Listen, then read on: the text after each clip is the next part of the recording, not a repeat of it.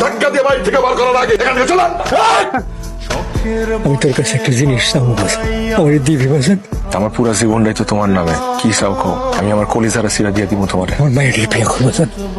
তুই তো হাতের ভালোবাসিস, এটি জানার পরও আমার এই আমি সব জানি, তারপরে বাজান স্বার্থপরের মতো তোর কাছে এটা চাইতেছি। ছোটবেলা থেকে আমার অনেক আদর যত্ন করে বড় করছে।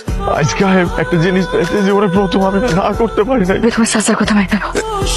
এই মুহূর্তগুলোর কথা চিন্তা করে আমি বাকি জীবন পার করে যেতে পারবো, কিন্তু হাসতে হাসতে।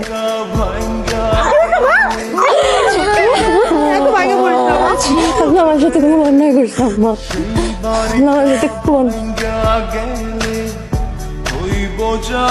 রাসেল।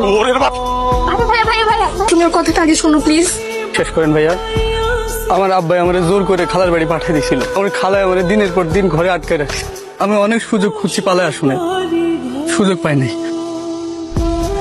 আজকে সুযোগ পাই আমি পালায় আইছি ভাইয়া। চাচা, রাসেল তো ফিরে আইছে।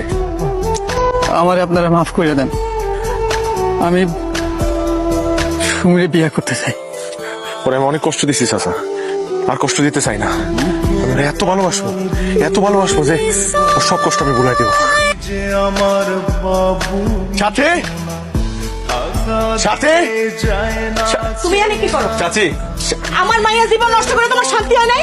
আমি দেখতে আসতো আমার মায়ের মরে গেছে না বাইচা আছে? চাচি আমার একটা বার সাথীর লগে দেখা করতে দেন, সব ঝামেলা মিটে গেছে। আমি আপনার কথা দিতেছি, আর কোনো ঝামেলা নাই। সব ঝামেলা মিটে গেছে চাচি, সব কোনো কিছু ঠিক করা লাগবো না। তুই এই মুহূর্তে বাড়ি থেকে বাইরা। ভাই আমার একবার সাথীর লগে দেখা করতে দেন। কইলাম না বাড়ি বাইরা। ভাই বাইরা বাসা থেকে।